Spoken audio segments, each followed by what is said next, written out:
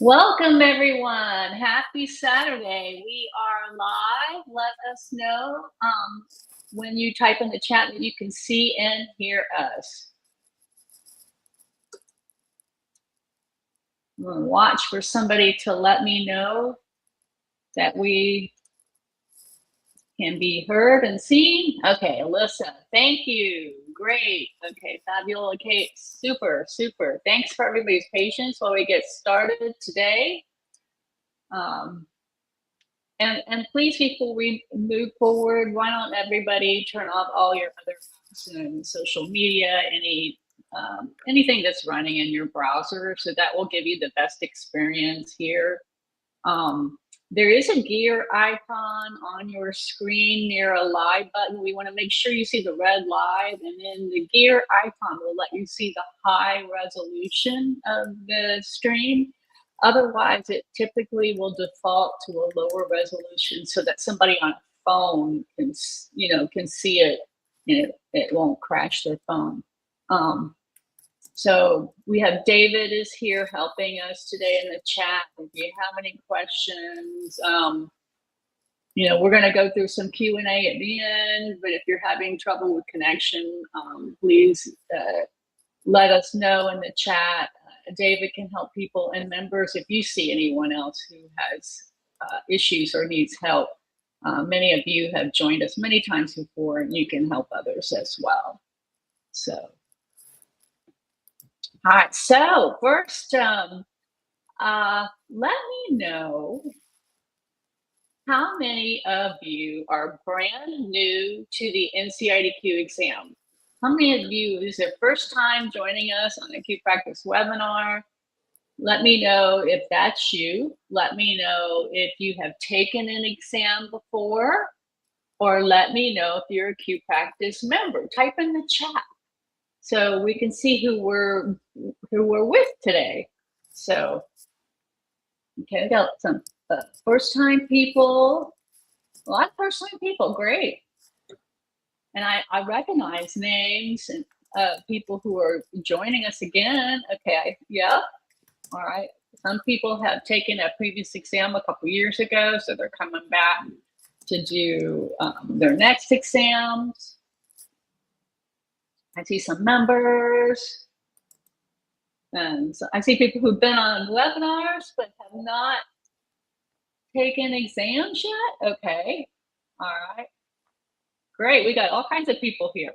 All right, so it doesn't matter who you are, whether you're new, you're just starting out, or if you've taken an exam before, you're in the right place. So we're gonna have something for everybody today. I see people saying that they're back. Everything about the new exams that you will need to know to apply and register and all that. Well, we're going to go through the exam changes today. All right, so for people who are brand new, let's first talk about what is CIDQ. CIDQ is the Council for Interior Design Qualification. It used to be known as the National Council for Interior Design Qualification, but the exam is worldwide now.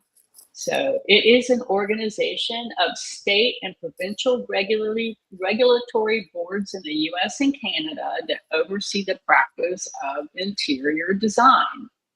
And CIDQ celebrated their 50th anniversary just this past year. So in that span of time, there's been over 38,000 certificate holders who have earned their NCIDQ exam credential. And that's a pretty exclusive group. When you think about all the number of designers in the US and Canada, that 38,000, that's a pretty exclusive group. And they only had about 1,000 new certificate holders every year.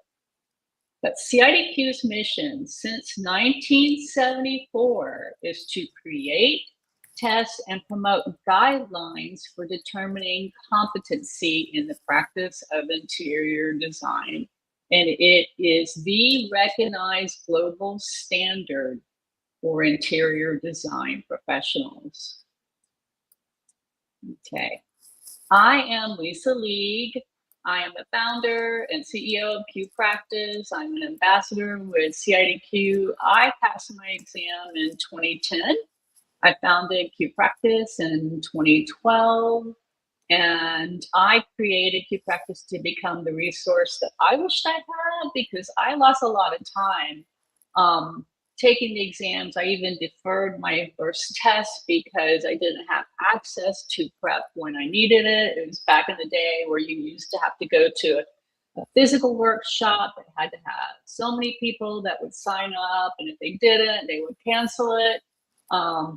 You know, and just numerous other things that were making it more challenging for me. So fast forward to now, we've worked with thousands of designers on their NCIDQ exam prep. And we like to make it such that you can study anytime, anywhere, you're never alone, and we're always here to support you. We have an entire team of designers to help you today. And Bree, our team member, unfortunately could not join us this morning. She had a death in the family. So David and I are going to walk you through the new exams today, and Bree will rejoin us in the study group and in future live events.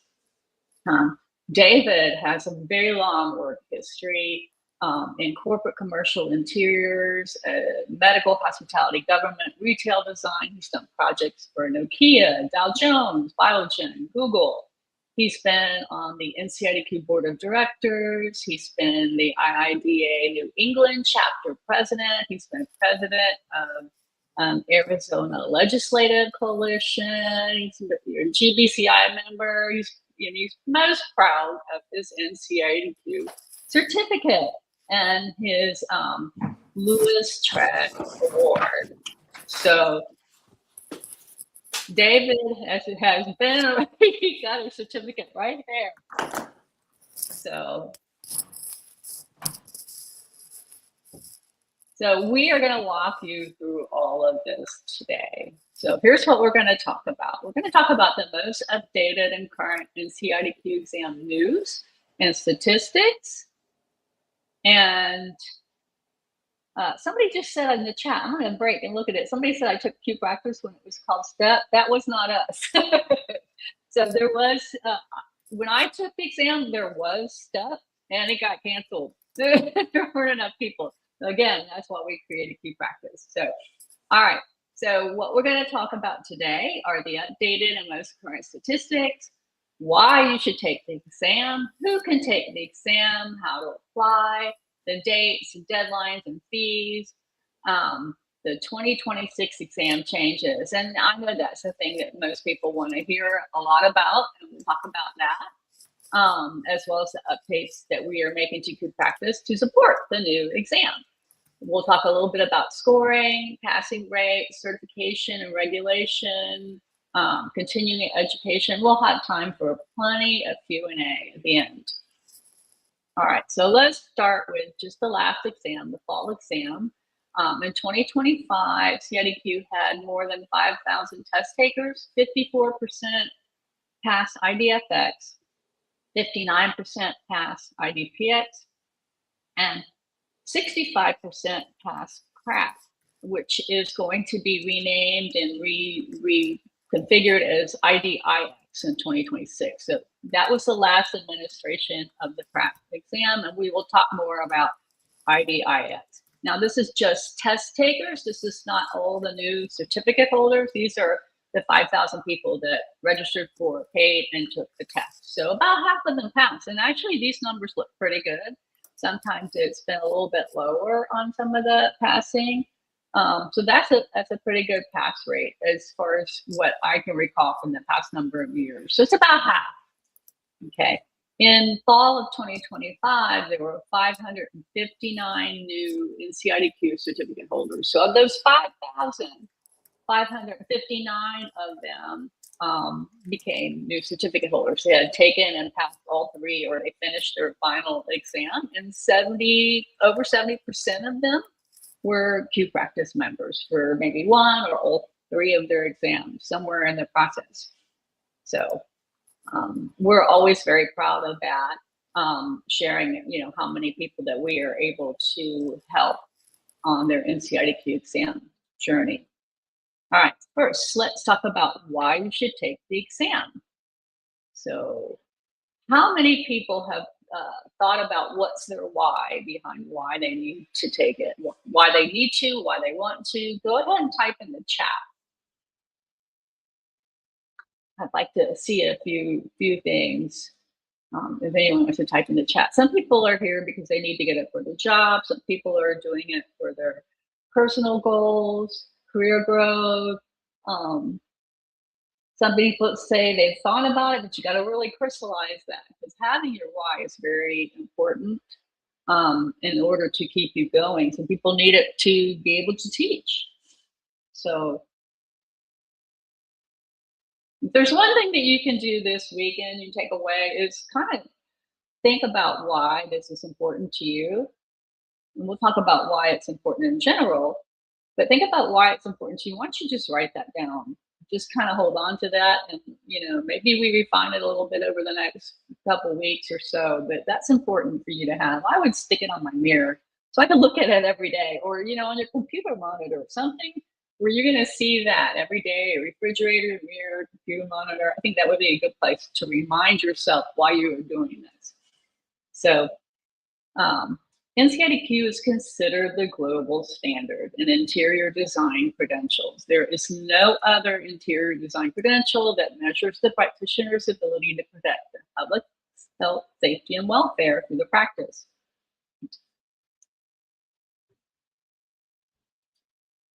It proves the individual's ability to understand and apply current codes that are established to protect the public health, safety, and welfare. That's really what it's all about, the public health, safety, and welfare. So earning that credential demonstrates that you have mastered the specific core competencies that are tested for on the exam, and that is also verified by your work experience and your college degree. So this is why it's considered the gold standard, because it's not only your education, not only your work experience, but it is also you demonstrated that through actual testing. Okay. Having your NCIDQ credential means you can obtain licensure or registration in other locations more easily. So the regulations vary tremendously across the US and Canada, but that having your certificate will validate your certification to other jurisdictions. So NCIDQ will do that. And it is a requirement for your professional license, registration, or certification on almost all regulated interior design jurisdictions in the US and Canada. Except for California, they have their own little exam that they have you take as well. Most government interior jobs also require the NCIDQ credential. So to practice design in many regulated jurisdictions, you have to be registered, certified, or licensed, or to use the title. Okay, so there's a wide variety of interior design regulations. Some are Title Acts, some are Practice Acts, and some are certifications. So right now, because we have so many people that are new here, I noticed in the chat when we got started, this is the time to check with your local jurisdiction and find out what regulations they have in place and what that allows you to call yourself or what that allows you to do. And oftentimes the requirements that you would submit to your state are the same things that you need to get together for your application to be able to take the NCIDQ exam, so you can do all the work at once. I recommend that people do that. Again, the requirements vary, so it's always important to know that even if you hold an NCIDQ certificate, you need to verify it with your state. Okay. All right. So many designers will earn a promotion and a raise when they pass their exam. Depends on your firm, depends on what they offer. Some of them will offer reimbursements, but it opens up opportunities for you if your firm values this certification. Okay, professional certifications like having your NCIDQ certification, LEED, WELL, or other CID have been shown to increase median salaries according to the US Bureau of Labor Statistics. and both the 2024 Interior Design Salary Survey by the Interior Designers of Canada and the ASID 2024 Compensation and Benefits Report found that people with their NCIDQ certification were paid more than those who had not attained or pursued their certification. And so I want to make a note, it says pursued. So even if you haven't earned your certificate yet, you're still in the process. A lot of people find that just by taking and passing IDFX to get started, that helps them when they're job hunting, or that helps them, get in the process of moving forward and getting some support from the firm. So it does make a difference. The Canadian analysis also compared the average salaries with the years of experience in the field, and regardless of what the experience level was, the people that had their NCIDQ certification had a higher base salary on average than those people without it. And that's another reason. There's an NCIDQ candidate handbook that we have an entire resource page that we will set up for you with the replay after the webinar is over. We'll do that later today. But there's the handbook. It's available on NCIDQ's website. I know they have an update planned for that to go along with the new exams, but that has everything that you need to know about the certification process. If you're planning on taking the exam, you need to be able to get that and read the policies and procedures. So we'll include the link with the replay and have it posted, but that's the official source of information from CIDQ. All right, let's talk about who can take the NCIDQ exam. So most people, or about 75%, come from a 4-year bachelor's degree, and they have about 60 plus hours or 60 plus semester credit hours in interior design specific coursework and 2 years of work experience. And CIDQ has several different paths that you can go through with your combination of your education and experience. We'll look at that on the next slide. And there are specific areas and hours of practice that they now require in various topics. So they want you to have a well-rounded work experience. It also needs to be verified by a direct supervisor or sponsor before you are eligible to take your exams. Okay, so on the screen, you'll see up at the top the interior design education path. So if you're a designer, okay, there's several different paths, whether you have a bachelor's or master's degree or a associate degree, and then there's an architecture path. And so if we go back a couple slides to where we were talking about getting your learning what is required in your jurisdiction, do look at that, because some jurisdictions will recognize designers who have taken and passed their NCIDQ exam, but they do not recognize architects who take and pass the exam. I know that was the case in Florida at one time. So again, you may still be able to be the licensed architect, but it may require that you be a designer to take and pass the NCIDQ to become a, now in Florida, it is a registered interior designer. It used to be licensed. So I still have my registration in Florida. So do look at that. So that, again, there's different paths for interior design education versus architecture education.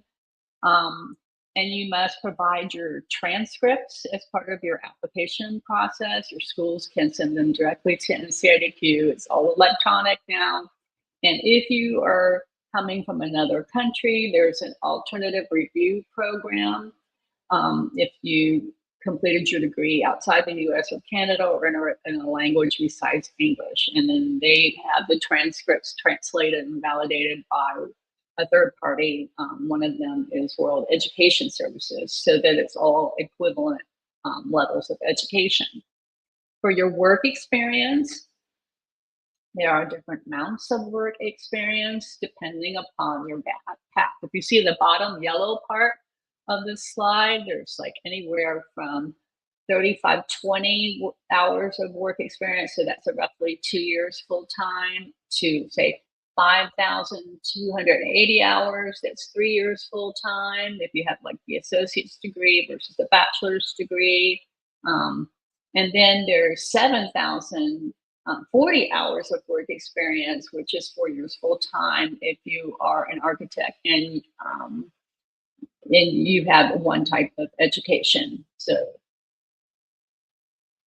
all right, for validating that work experience, it has to be done by a direct supervisor or sponsor. And then direct supervisor or sponsor is defined as a design professional who meets at least one of 3 criteria. They either have to be a NCIDQ certified interior designer, a state or a provincial licensed or registered or certified interior designer in the US or Canada, or a state, provincial, licensed, registered architect in the US or Canada who provides interior design services. So up to 1,700 hours of that work experience can also be earned before graduation from school. So if you're going to school and you're working part-time with a design firm or interning or something like that, look into the requirements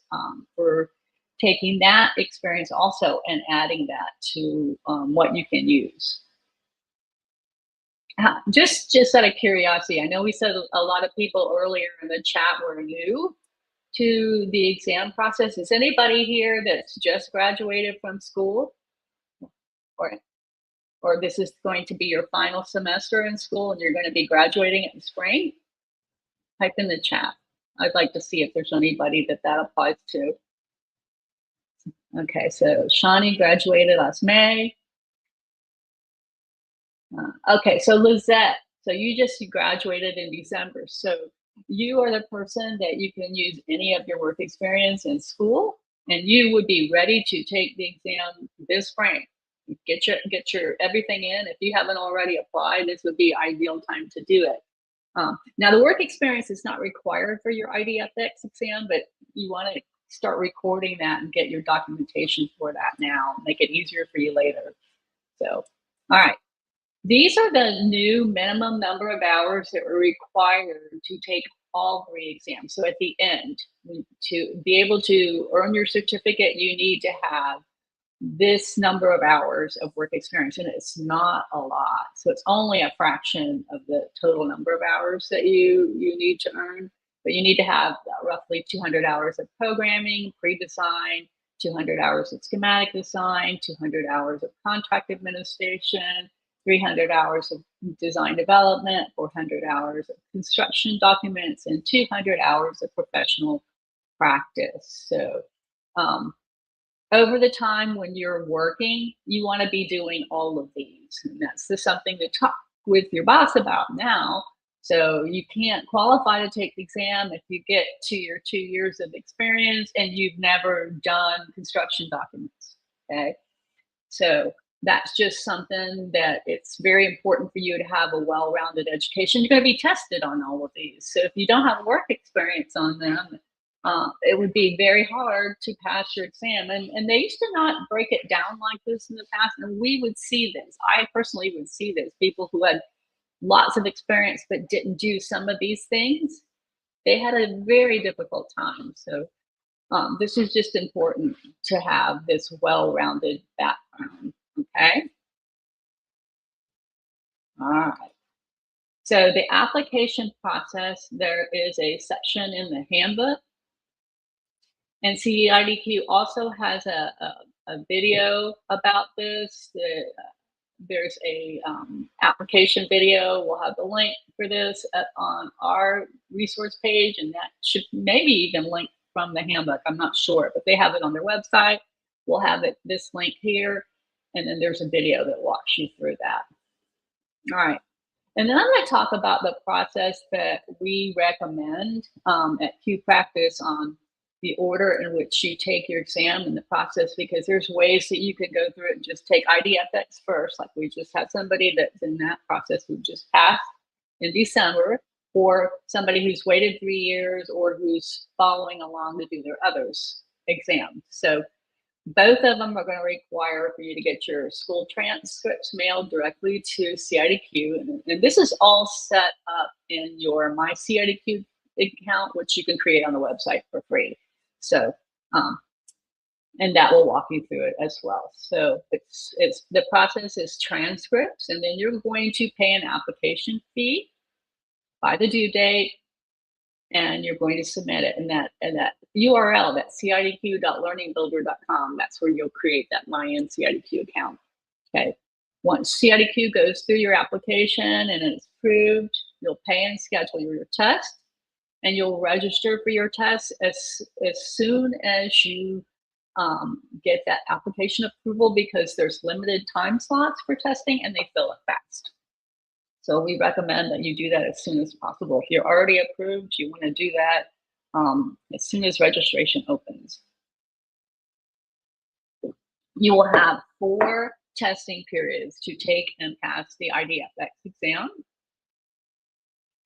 Okay, and that gives you a total number of 14 testing periods when you add on the 10 that you'll get for the PX and for IX. If you wait to do all 3 at once, you have to go through the process of verifying your work experience. You're going to do the updated transcripts. You're going to pay your application fee. You get that approved. You'll pay and schedule your test, and then you'll take and pass your exams. But you get 10 testing periods to take those. So that's all within 5 years. If you do not pass all 3 exams within 5 years, you have to start all over the application process and everything. So you get 10 testing periods if you do all 3 at once, or 14 testing periods if you break it out and get IDFX done first. Okay? Does everyone understand that?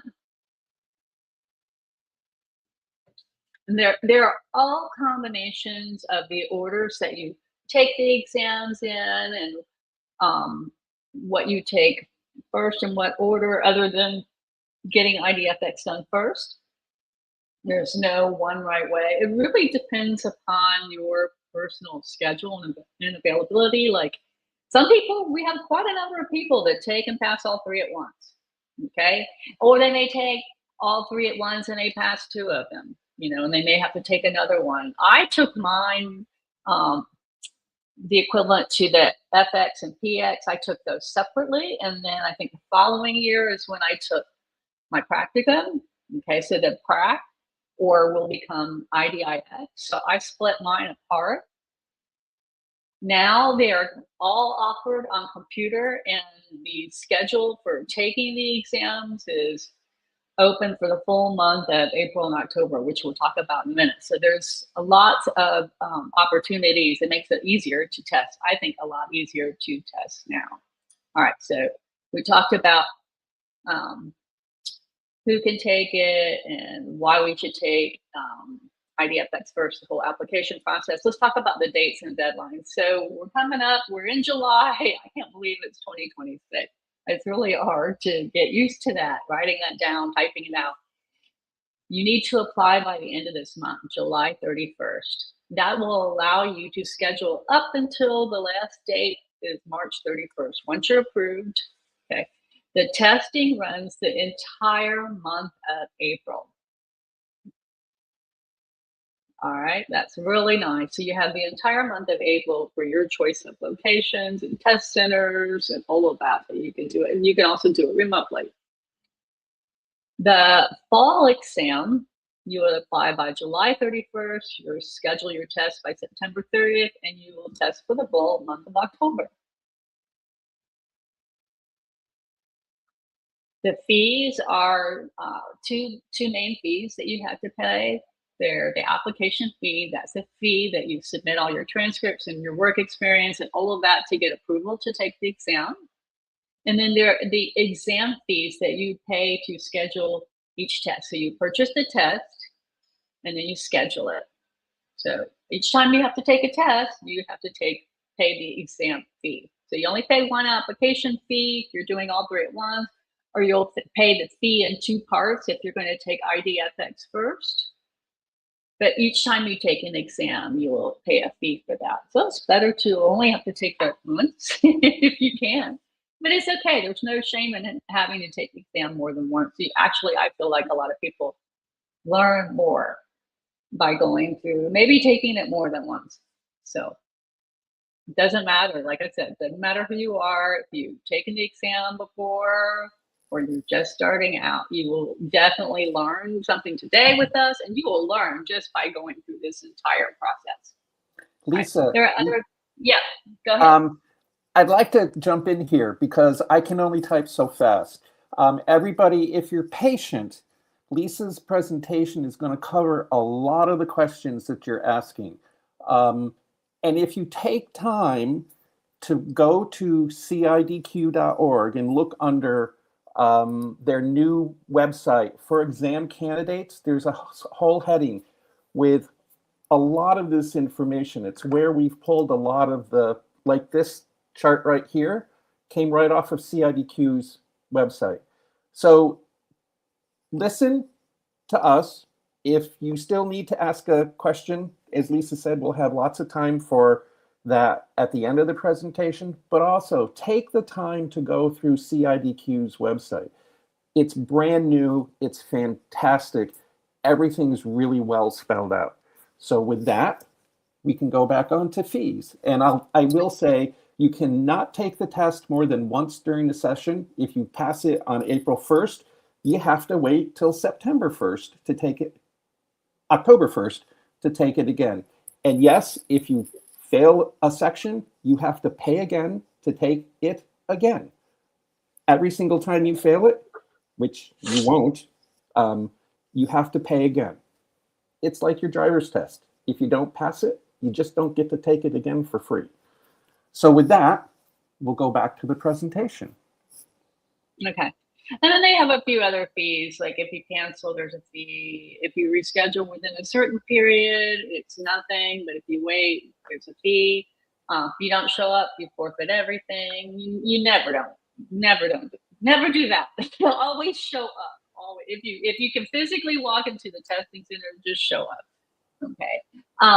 There's a certificate renewal fee, and hopefully you will stay on top of that once you earn your certificate, and then you will not have to pay the certificate reinstatement fee. That's only if you don't renew in time. So, and actually, as far as fees goes for professional exams, these are pretty inexpensive. You compare this to the architecture exams, that's twice the number of tests, and the fees are more. So this is a pretty good as far as fees for a professional exam.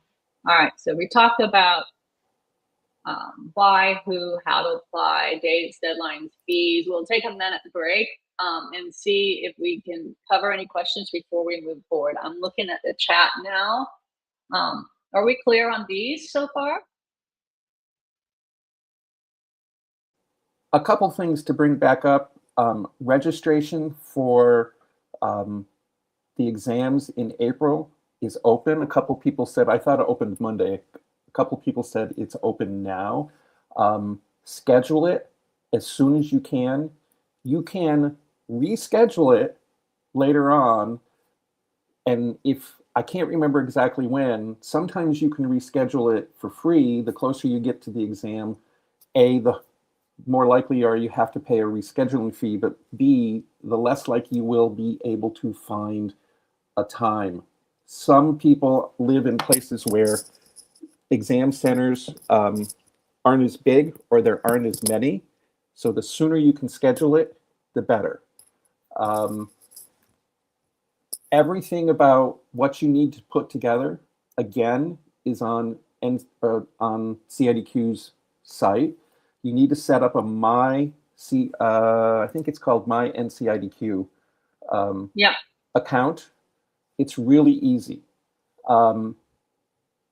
Ray Resendez is the person at CIDQ that will most likely answer the phone. If you're having problems with email, and remember, they pretty much take the Christmas holiday off the whole week. So they are just going to be getting back. Be patient with them as well. But Ray is most likely the best person to start. If you have questions about a degree from outside of Canada or the US, there is a process, and Cornelia is the staff person that addresses that. Again, the process is described on the website, and that includes if your North American transcript is not in English, there's a process for an official translation. So again, a lot of the questions that I've seen pop up in the chat are all there. Take your time to look through it and see. And I'll have some of these I haven't gotten to yet. Right. You know, you're mentioning raise information. I've got a slide with it. You can see it on screen at the end. You'll get a copy of all of this. So let me go ahead and let me see if there's anything that people ask about what we could just do. Testing centers, how do you know what is in your area? That'll be part of the My NCIDQ exam account. My NCIDQ, your portal, once you pay, and I'm sure it'll let you know what are your testing centers. And then those may change and vary. What we have found, I'll go ahead and pull this back up. What I have seen is that there's like some testing centers with some slots open and then more will open up later. It really depends upon how much scheduling is happening. So they're going to open it up on a kind of a rolling availability. They'll open up more. Remote test taking, we'll talk about that in a minute. And someone said they qualified to take the NCIDQ exam and life got in the way. It was good for 10 years. Would I automatically qualify? No, you have to apply again. It's 5 years. If you do not take and pass within the 5 years that your application is valid for, you start all over, Andrea. I'm sorry. But check into it. If you qualify before, you will most likely qualify again. So yes, everybody has to meet the current eligibility requirements, including those work experience hours in all the different areas. So, all right, let's keep moving. So this is the exam, the new 2026 exam. I want to just give a little overview of that. So the details of what is on each exam are in what is called the blueprint. Up on the top right, you'll see the IDFX blueprint. All the exam blueprints are based on an industry analysis that is done every 5 years. And so CIDQ uses the knowledge that they collect during these to determine, you know, what is most important on your day-to-day task in your job, what your employers are looking for, and that's what they test on. So you'll be able to download a copy of those. Each season, you should download those and take a look at them. And the most common mistake I see is people don't follow the blueprint. And they might spend a lot of time studying on something that is not on the exam that they are taking, but they will skip over something that is on the exam because they're not looking at their blueprint. So, you know, like that handbook, this blueprint is something you want to work through. And it is probably the only thing that I recommend that people actually print out on paper, because then you can just take a marker and start marking these off as you go through it. Everything else, I would say, do it digitally. It's easy to do. But that is one I recommend that people print out. Okay, so these are the 3 blueprints. These are the new ones. There's one for IDFX, there's one for IDIX, and then there's one for IDPX. So there's 3 different blueprints for 3 exams, and we'll break them down a little bit in a minute. But I'll give you some of the most common, or let's just say the key differences between them. So the difference in that they are organized by design phase. Okay, so IDFX is the programming and conceptual and schematic design phases. IDIX focuses on design development and construction documentation. And then IDPX focuses on construction administration and project management.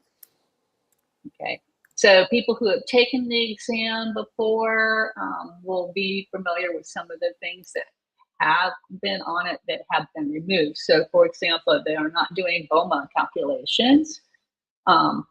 Professional development and ethics is not on the new exam, and business structures is no longer on the new exam. So we're focusing on health, safety, and welfare, and those are really not part of that. So those are no longer the 2026 exams.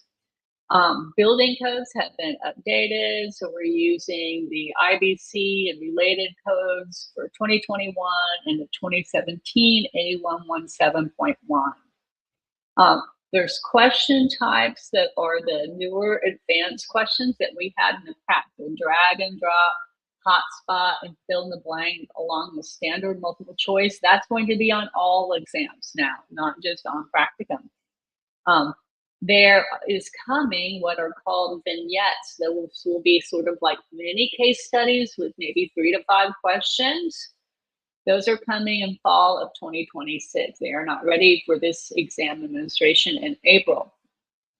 There are in-person and the remote options coming for all 3 exams. And there is actually, David alerted me to it on CIDQ's website. They do have a demo of the new format. It doesn't show exam content. It just shows the test format and how it works, and it has other stuff in. But it's a great way for you to take a look at and see what the exam format will be like. So again, all 3 exams are going to contain 15 pre-test questions, and you won't know which ones those are. So those are the questions that are used to develop future exams. So again, here is IDFX. It's the fundamentals exam. This is the one that you can take right out of school. It focuses more on book learning and academic information that you developed while you're getting your degree. And it focuses, again, on programming, conceptual design, schematic design. So if you're in your last year of your bachelor's or master's program, or you just graduated in December, this one is for you. It does not require that work experience. IDIX focuses on design development and construction documentation, and this is for someone with at least 2 years of work experience, and this is what was formerly known as the PRAC exam. So this focuses on, it's more like an application type of question, so it's construction documents, and you'll actually have construction documents on your screen to point and click at or drag and drop pieces and parts of to show that you understand how these work. And the IDPX or professional exam focuses on construction administration and project management, and that is designed for people who also have at least 2 years of work experience and focuses on practical application of the knowledge that you've gotten on the job. And that's 115 questions, 3 hours. Okay, so all of them are similar. They're shorter than the previous exam. So this is, PX is 115, 3 hours. IX is 130. It's 4 hours. So it's a little bit more time for that. And FX is the same as PX, 115 questions that are 3 hours to take it. So that's a pretty good amount of time. And then in the future, they're going to be offering all 3 exams remotely. FX and PX have been available remotely, and the timing for them to offer IDIX is still yet to be determined. So they haven't offered IDIX remotely yet, or PRAC, they haven't offered that remotely, but they plan to do that. So, and as far as remote testing for this season, I know somebody posted in the comments that because this is a new exam, it's only offered in person. I can try to verify that and let everybody know next week, but I can post it up on the replay page or send it out in an email. But that's another reason, just go ahead and schedule now. But they will offer all 3 exams remotely in the future. Lisa, there's a remote FAQ on CIDQ's site. We'll share it, but they do have a remote proctoring fact sheet. With lots of I actually have that. I have that in our presentation too. All right, so this test, because it's new for spring 2026, and they have to set the baseline for future tests and the cut scores. You will not get preliminary scores this first time in the spring, but they will be available in fall and going on. So the first official score reports will be released 6 to 8 weeks after the end of all testing. Okay. And then all 3 exams are graded on an 800-point scale, with 800 as your perfect score, 500 is the passing point. And then you will get feedback, just like this one up you see on the top right with the little bars.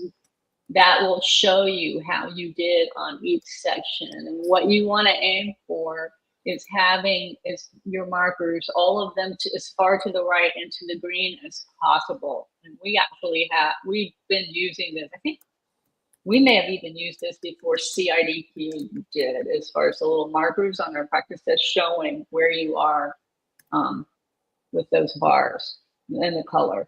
So the feedback on each section, you can use that and compare it to previous testing if you tested before. Even though this is a new exam, we can look at the previous tested content areas and what is newly tested, and it's not that different. It's more broken apart in phases by design, so that will help you.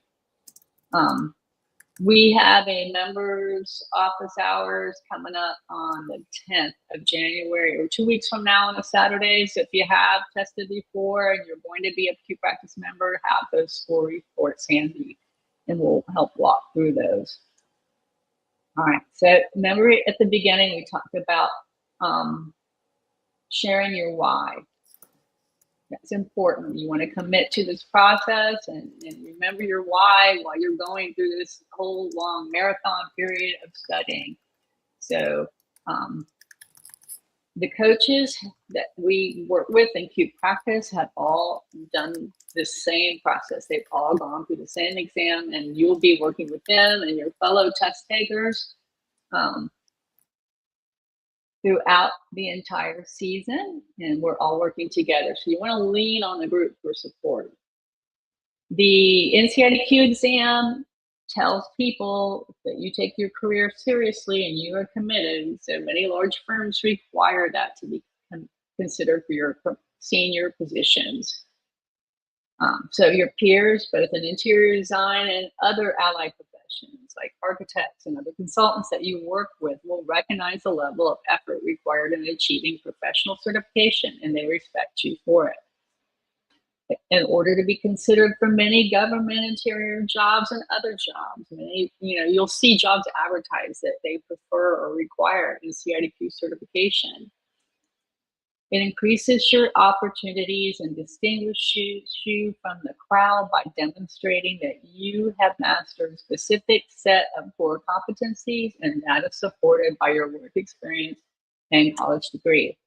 And if you look around you on the job at the people in leadership positions at your firm or in your community or within the professional organizations, you'll find that the vast majority of them are NCIDQ certified.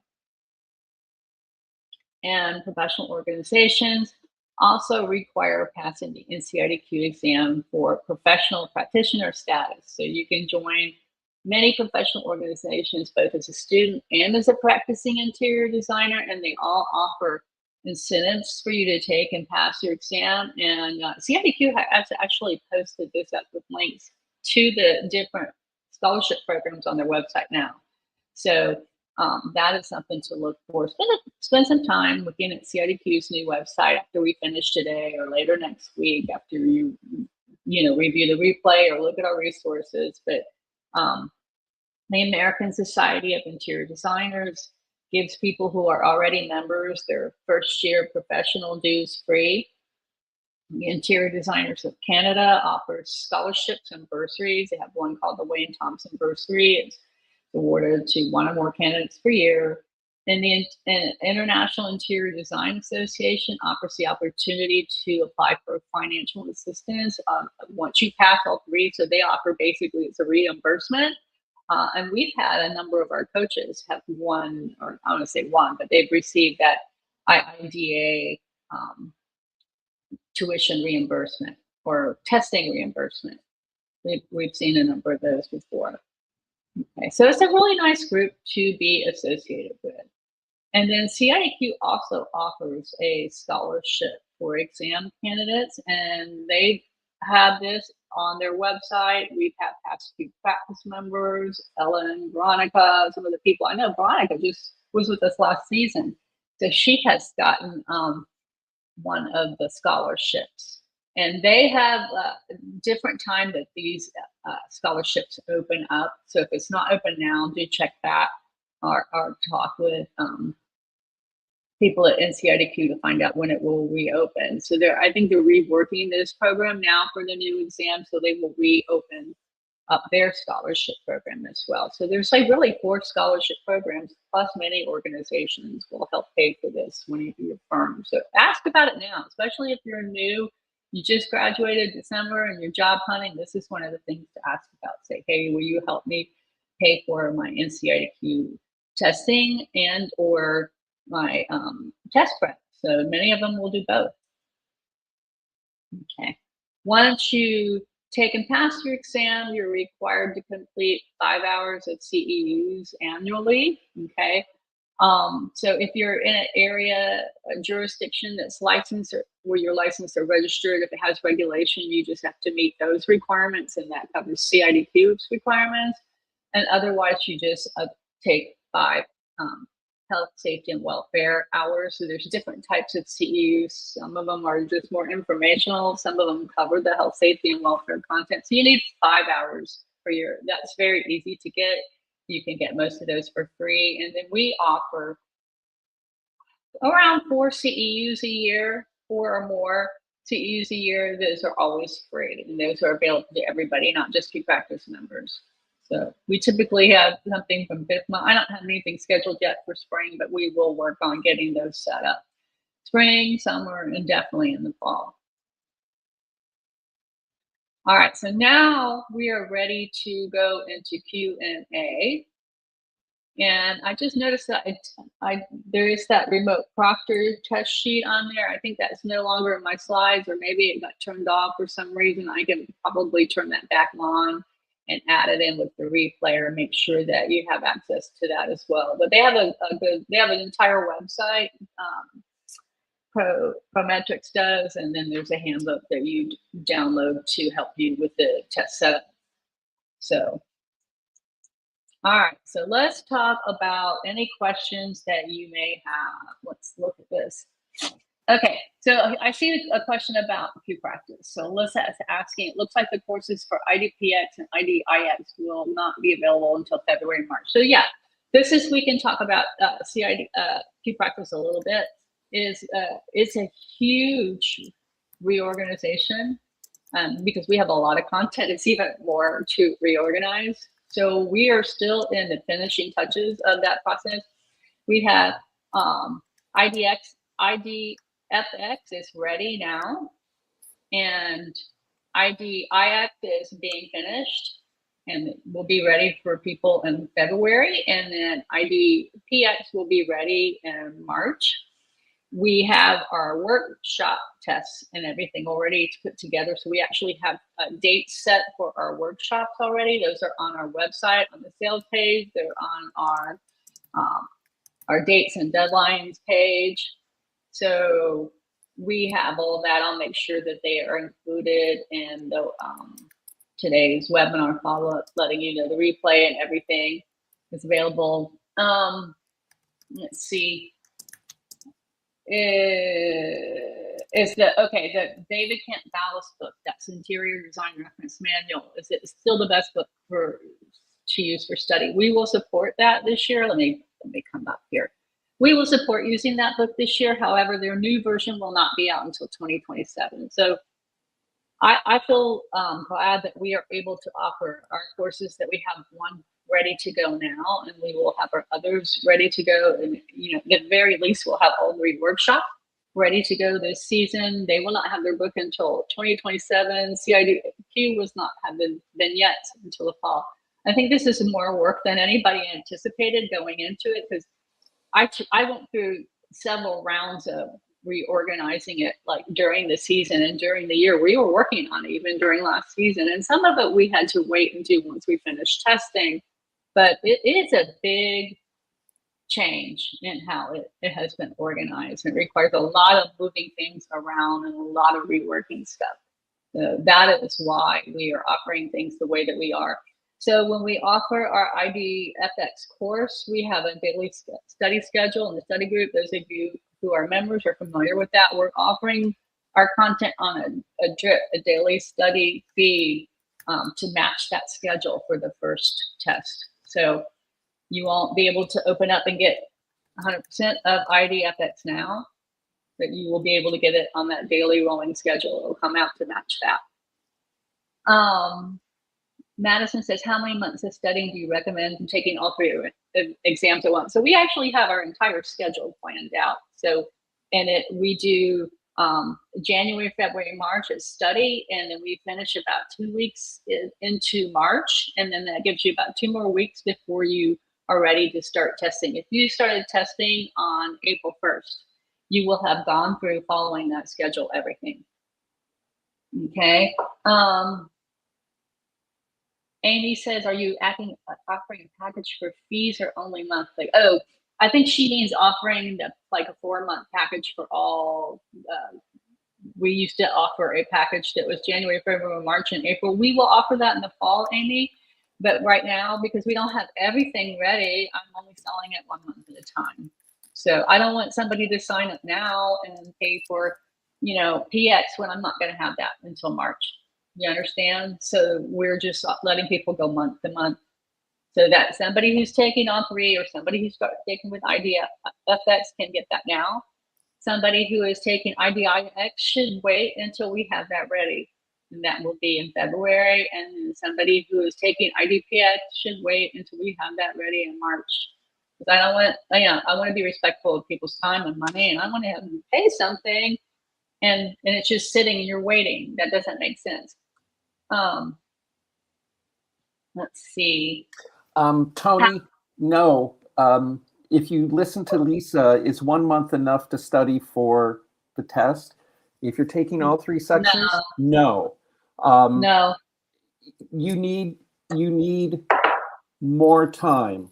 We've seen people who join us within the last month before the old version of the test not do so well because they're anxious, they're cramming, they are trying to figure out how everything works, and they get overwhelmed.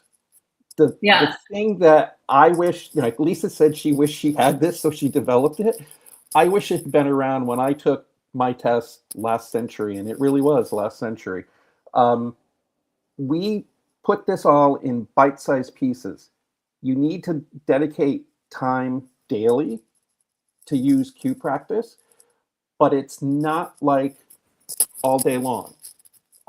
Lots of people have suggestions. When you join us and you use the study group, people will help you with all sorts of suggestions to figure out the best way for you to study. But no, just 1 month, if you're going to, especially if you're going to take all 3, is not enough. So as Lisa said, we're going to roll out the course. You can work through all 3 sections for the whole. Yeah. If you are planning to take all 3 exams this April, if you started with us now, you would just follow the daily schedule and you'll get there. Okay.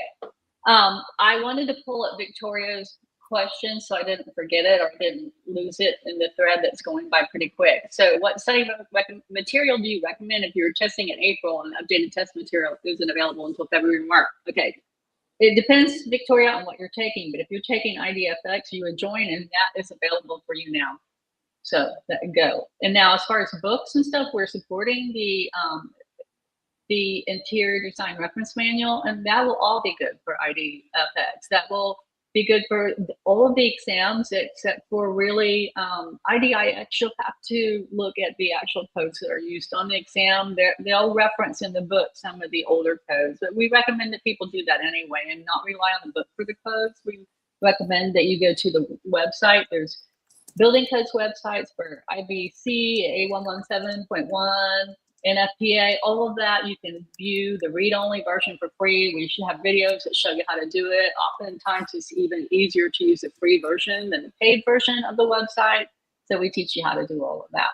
So what you do in the meantime is if you're taking, say, for example, if you're taking IDIX, I'd like to have it earlier, and I just may. We finished IDFX pretty early. I was worried that we wouldn't get all the time for that, and maybe have like 1 or 2 lessons. I've just got to do the finishing formatting on, and they're ready to go. And if that happens, in case, I'll just unlock all of that content. We won't make it go through it, wait each day until it comes out. So again, we have a daily schedule that we plan to get everything out by, and these dates to get the exams out by, and I will stick to that as much as closely I can. We do let people know that that is subject to change, and if I have things ready earlier, I will let them out earlier. Okay. Also, as we go through it this season, we will be very grateful for feedback, because we will use that to refine next season. The one thing I will tell you, has anybody looked at the blueprints yet? If you've studied those blueprints, type in the chat. I would like to hear something back from you. So the exams covered all 3 different phases of the exam, but if you actually look at the blueprint and you search on certain topics, they're repeated multiple times through one blueprint, multiple times through another. Sometimes they're available through all 3 blueprints. But the key thing that you have to, okay, so yeah, have you guys noticed all the repetition of the same topics? I want to see like everybody, Amy, Carolyn, Carly, Sarah, all of that. So it's hard to talk about one piece of a topic and have you understand how it fits into the whole big picture. Okay, so we include more of the whole picture. So you're going to see some of the whole picture in this lesson in FX, and then in this lesson later in FX. It's hard to break it out into one and have it be understandable. But as we go further along, we know a little bit more from feedback, we may be able to cut some of that down. So I don't want to overload somebody. I don't want to have stuff that is not relevant, but at the same time, I don't want to just take something out of context to where it's not understandable. Yeah, somebody asked about where do you see the daily study schedule. The monthly release schedule is on our product page, and the workshop schedule as well. Those are already set. I'll tell you real quick. Let me open them up, because I just can't pull all of that. I want to make sure I get it right. But it is, so now, and I think it's February 9th. Let me see, taking a minute.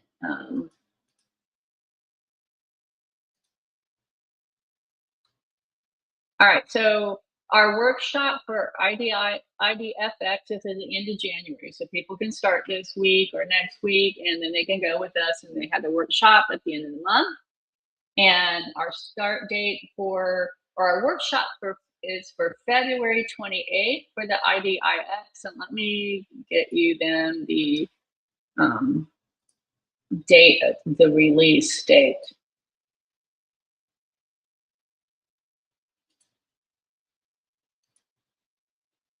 Okay. Okay, so IDIX, I said available on or before February 9th. IDPX on or available before March 2nd. I have all the questions already reorganized for FX and IX. I still have some more to do for PX. So I will tell you that. Again, a lot of these details and stuff, I mean, we can always follow up with people individually by email based on your test. Tony had asked about waiting to the month before. It makes sense to take IDPX when we have it available. You don't have to wait until fall. Another thing I want to mention is when I've seen new test administrations roll out, they always seem to be easier the first time when they're setting that cut score and that baseline that compare future tests with. That's just my observation. It may or may not be true, but based on what I see and hear from members, I would do it. And again, like I just say for everybody who wants to know the dates of when something is, please stay subscribed to our emails, and as soon as things are ready, we'll let you know. In fact, some of you may have gotten an email today. I hope Duke sent one out at like 12:30, which is 9:30 my time, saying that you can sign up, but it has the schedule in that as far as what's available when.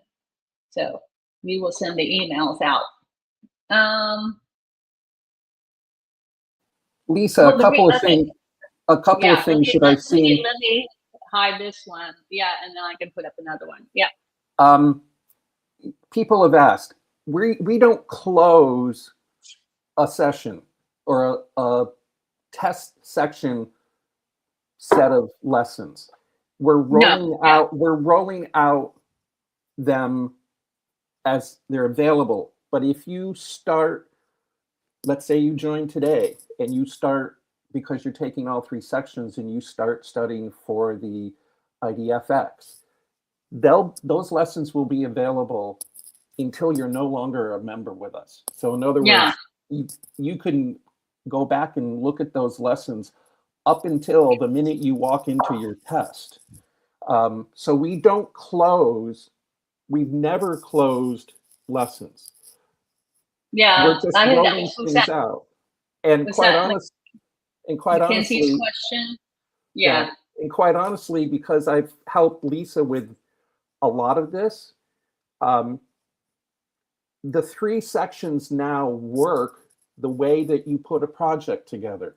If you Yeah. read the very beginning of all 3 blueprints, the FX starts with those front-end loaded pre-project and programming type tasks.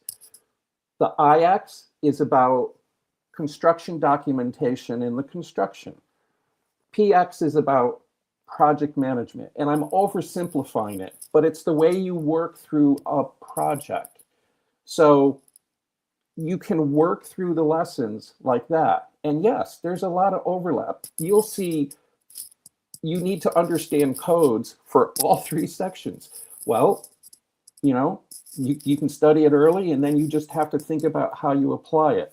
So we're not closing anything. You'll still have time to take everything.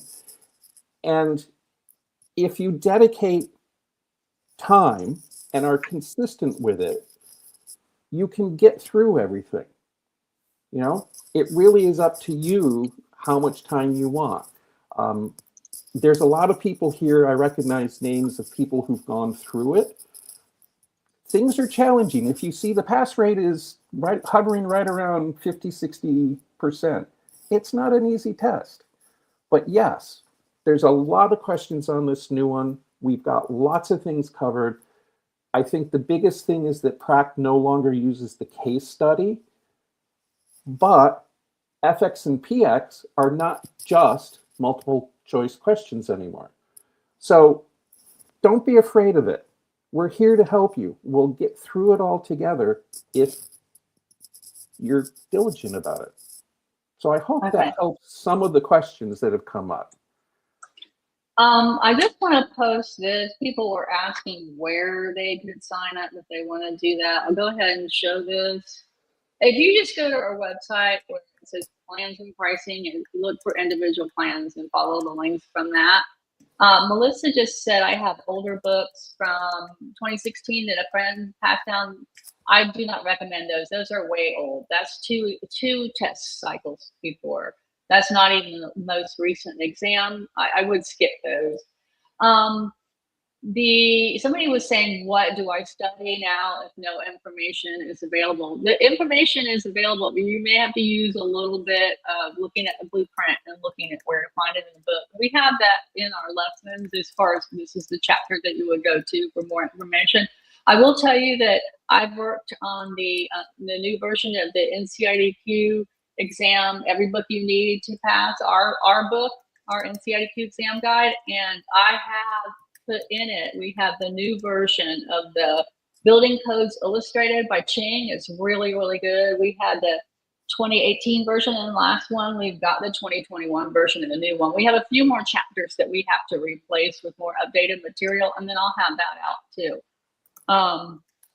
And Ivana says, can we talk about the IDIX different no more cases or programs? On this testing administration, Ivana, there will only be a mixture of questions. Like the standalone practicum questions, you will have basically what's like a multiple choice. You'll have multiple choice, you'll have hotspot, you'll have drag and drop, and you'll have fill in the blank. Everything that you need to answer the question is in that question or as an exhibit attached to it. It'll all be with that question. There won't be case study resources up on the screen above. Those are called now vignettes, and they will only have 3 to 5 questions, and it will be arranged like on a left to right. If you actually look on CIDQ's website, you can, at the end of their candidate page where it's all about study how to study for the exam, that has a link to it, and you can look at it. And again, CIDQ has that example. There's a lot of information, guys. Spend a quality 30 minutes on their site. They have, and I did it the other day, that's why Lisa said I happened to find it. They're rolling things out too, but it's under, you have to look for it. They have examples of how a drag and drop works, how a marker works, how a fill in the blank works. They're not crazy. It's really going to be simple. Someone says they just signed up for the monthly subscription. Send us an email to our help desk if they said, I don't see anything in my courses.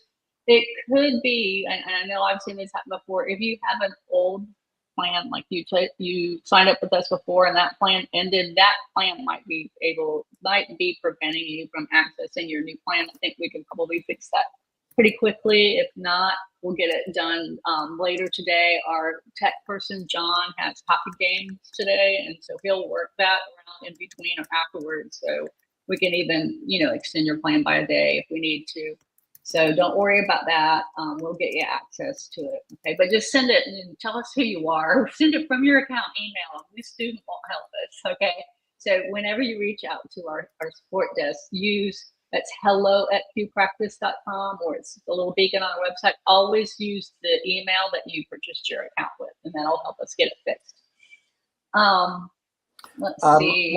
What I can tell for people who are not going to be taking the FX or have passed it already and are waiting, what I've been telling people is one of the best things to do is to go to the free code websites. The handicap code, the building code, they have added the residential code, and there is a listing, and we can help you if you send messages to the help desk, find it. They have a listing on their website of all the applicable code sections that the test may cover. If you start reading through those and looking at things, and if you've studied with us and studied the old version of the code, some things have changed, but a lot of it doesn't. That's one of the best things to do. It gives you a really solid foundation. So when you start reading things, the concepts all of a sudden connect. You go, oh, means of egress. That's what this means. Oh, when do I have to start accessibility? And what are the main things you have to look at? It all gets connected. So there are ways that you can start to give yourself a good head start. Don't worry about it. Yes, it's anxious. I can see everybody having a little bit of anxiety. This is new. Yeah, we're getting a lot of questions. We have plenty of time to follow up with you. We can't cover every question today, but we can always do it by email. David and Duke will help you, and they are just great at giving you anything that you need to know, or directing you to where you need to go. Nay asks, I can't find the 4-month premium membership, and she doesn't know if the website's working properly. We are not offering the 4-month premium membership right now because we don't have all of everything ready to go like 100% today. So we're offering it monthly, and you really should only sign up today if you are taking IDFX. What I want people to take away from today is focus on your why, get your application in. If you are eligible, you think you're eligible, get ready, get applied, get approval to take the exam first. And then, depending upon your test, then we'll let everybody know. If you're on our email list, and everybody who signed in today, I'll make sure that we put you on our email list. Do not unsubscribe, and we will let you know when things are available as we have them. Okay. Here's another question. This is a good one. Ashley asked, is it possible to test from a Prometric location internationally? Yes, including, we have teams that are not in the US or Canada. So you can take the test from anywhere that Prometric is available. So Hamad took his test somewhere in Kuwait. He did have to come into the US to take the old practicum because it was only offered in person, but he took his 2 tests remotely. So US and Canada, you can probably find test centers in a place that you can go to, that you can travel to. They may not be in your city, but you may need to travel However, the FX and PS taking those remotely, a lot of people have really enjoyed that experience doing it that way. It's more quiet, you control your environment, but there's a whole tech process you have to go through to get set up for that. So do look into that. It may not be appropriate for everybody depending upon your computer. I can't use I don't think I could use like this camera on my screen. I would have to get like a separate camera, that type of thing to watch me while I took it. So there's a little bit more to go into it. I'm just trying to look through and pick out anything that's really different, and then we're going to need to wrap it up. Lisa, so a couple people have asked about, I've seen it throughout, the order of the tests. There is no order to the test. It's an order to the knowledge. As I explained, it's the 3 parts of an incredibly full project layout. So you don't have to take the 3 sections in any specific order. You don't have to schedule them in any specific order. You can take them however you want, whichever ones you're more comfortable with. But the knowledge flows from FX to IX to PX. You'll see when you look at it all, you'll see how it all connects. So you don't have to take them in any order. And they're not like, take one this session, take one next session. I disagree with how CIDQ put that in some of their information. You can take them all at once. I have a different question. So Ben asks if I pay for 1 month IDFX access today. It is a monthly recurring subscription. So you pay for 1 month, you can choose to allow it to renew, or if you don't want it to renew, you just cancel it before it renews. In fact, if you do purchase and you think I'm only going to do it for now, and then maybe I'll wait and take the test later, it's up to you. Just if you don't want to allow your plan to renew, you cancel it at any time during the current plan, and you'll get access through that last date, and then it will expire. If you have any questions about that, our support will help you. But you can get continued access by paying the $159 a month. Again, now I know a lot of these questions are about pre-practice today. I want to make sure that everybody has their questions in general about the exam process. And if you have more, that's our main reason to help everybody here today. Here are the people to help you. And I also have a bonus for people. Stick around, don't leave yet. I want to, if you want to get a kind of sampling of pre-practice, I have a bonus that you can get access to today for free. So this is the people at CIDQ. So Ray and Kayla are going to be, I put a star next to Kayla. She's newer, but she's been doing all of the ambassador presentations like this. She knows all about the exam and she can help you. But she and Ray, and then Cornelia, hold the questions for her unless you're testing and you have test administration issues. And I've actually removed the other executives at CIDQ from the slide because we're really not the people that you would reach out to with questions. Work with Ray and Kayla. Okay. Yeah. Those are the people. Amy just said Ray rocks and Kayla is very helpful. Yeah. Okay. Caitlin says if a handful of people at my office were going to do the team memberships, it's not smart to do this for the first round of testing. It depends upon what tests that everybody are planning on taking. We had teams that have all kinds of people, and all of their IDFX people will have plenty of time to get in now, and then the IDIX and PRAC will come in later. I will tell you that my observation of team memberships is a lot of people don't start right away anyway. So they come into it a little bit later. So it may not be that different for a lot of teams as to how people use the product. It just depends. If it's specific to your situation, find out how many people you have, who's taking what when, and we'll advise you. It may be a better price for you anyway to purchase the individual once monthly as you go. Okay. So I don't want people to pay for something that it's not ready for them. We actually took all our previous team plans and we paused them. And some people we're holding them to a certain date, and then we're starting them again. So we just need to know who you are and what your situation is.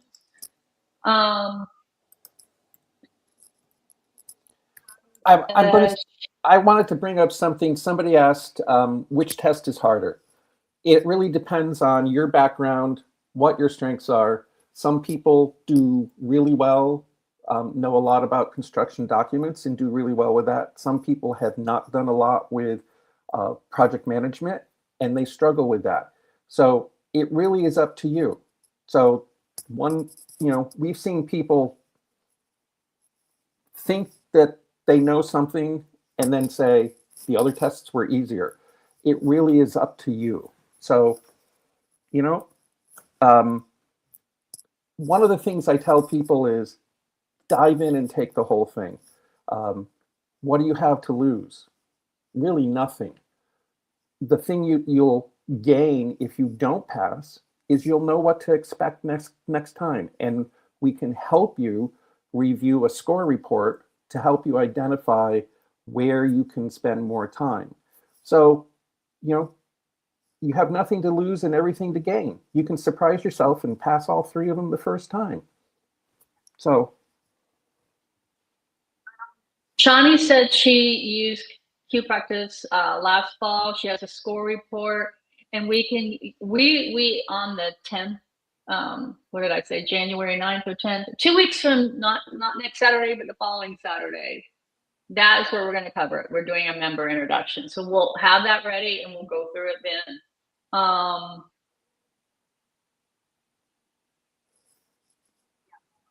We'll go through that then for individual. And then also you can go ahead and post it in study group right now for free. Anybody can join our study group, and you can actually look at our schedule. So people who've been asking about what the schedule is, you should be able to see it. The Study Hacks is open now. You can use this URL to go to it. A lot of you have received emails about that. You'll have access to it until next weekend. You need to get in this weekend. We close the signups for it, but you'll have a whole week to go through it. What Study Hacks is one lesson a day. It gets you the habit of doing one thing a day, working towards your goal. It is a lesson that you read. It has audio, and you comment at the bottom, and we have a lot of interaction in it. A lot of people have really enjoyed this course, and it's more about your study environment and study habits. It's not exam content, but that is available for free to everyone today. Okay.